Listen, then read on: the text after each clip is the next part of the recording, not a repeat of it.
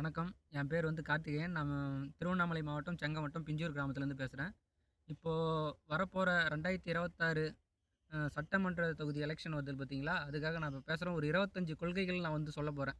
அந்த 25 கொள்கைகள எந்த கட்சி வந்து நம்மளுக்கு நிறைவேற்றி தருதோ, அந்த கட்சிக்கு என்னுடைய முழு சப்போர்ட் நான் தரேன். அதேமாரி என்னால முடிஞ்ச வரைக்கும் என் ஃப்ரெண்ட்ஸு எல்லார்ட்டயும் கேட்டு கூட அவங்க ஆதரவையும் நான் வாங்கி தரேன். அந்த 25 கொள்கைகள் என்னன்னு நான் இப்போ ஒண்ணு ஒண்ணா சொல்லப் போறேன். ஃபர்ஸ்ட்டு கல்வி.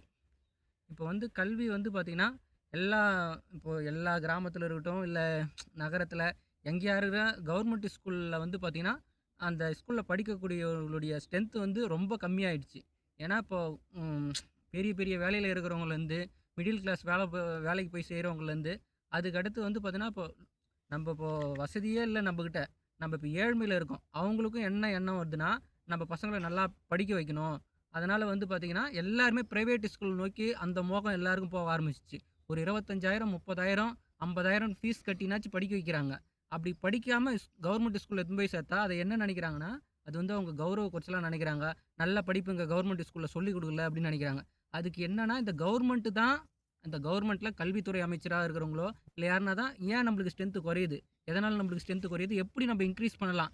இப்போ பிரைவேட் ஸ்கூல்ல அதேமாரி இப்போ நம்மளுக்கு நல்ல கல்வி தராங்கன்னா, நம்ம கவர்மெண்ட் ஸ்கூல நோக்கி எப்படி வர வைக்கணும்? அத வந்து இந்த கவர்மெண்ட்ல இப்போ ஆட்சியில இருக்கிறவங்களும் சரி, இல்ல இதுக்கப்புறம் ஆட்சிக்கு வரப்போறவங்களும் சரி, அத எப்படி நம்ம இம்ப்ரூவ் பண்ணணும்? அப்படின்றத அவங்க யோசிச்சு, நான் இப்ப எனக்கு சொல்றேன். பேசிக்கா எனக்கு தெரிஞ்ச நான் ஐடியாஸ் சொல்றேன்.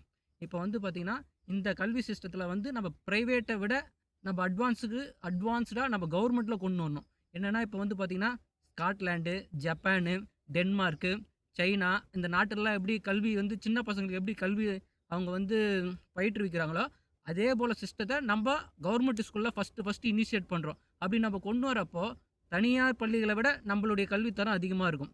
அப்படி அதிகமாகறப்போ ஆட்டோமேட்டிக்கா மக்கள் பரவால்ல, தனியார விட இவங்களுடைய எஜுகேஷன் சிஸ்டம் புதுசா இருக்கு. அப்படின்னு சொல்லிட்டு எல்லாரும் யோசிப்பாங்க. யோசிக்கிறப்போ இத நோக்கி எல்லாரும் வருவாங்க. அதுக்கு வந்து என்ன பண்ணணும்னா, பெருசா செலவுலாம் ஒண்ணும் கிடையாது.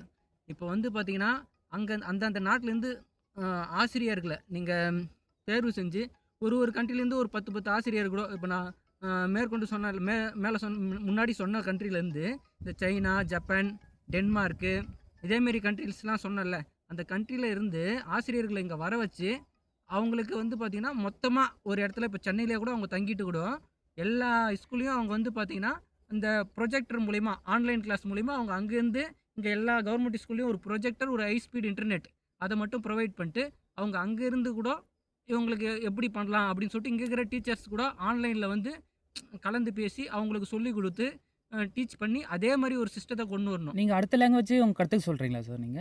எல்லா லேங்குவேஜும் கத்துக்கலாம். எல்லா லேங்குவேஜும் கத்துக்கினா தான் அதாவது வந்து அடுத்த லேங்குவேஜ் கத்துக்கிறத விட, நம்ம வந்து பார்த்தோன்னா, அவங்க வந்து அவங்க சிஸ்டம் வந்து வெறும் படிப்பு மட்டும் இருக்காது. அதில ஒரு விளையாட்டு இருக்கும். இப்போ வந்து பார்த்தோன்னா, ஒரு இது என்ன செய்றோம் நம்ப? இது என்ன சொல்லிக் குடுக்குறாங்க? அப்படி ஒரு விளையாட்டு கூட கலந்த ஒரு எஜுகேஷன் சிஸ்டம் மாரி இருக்கும்.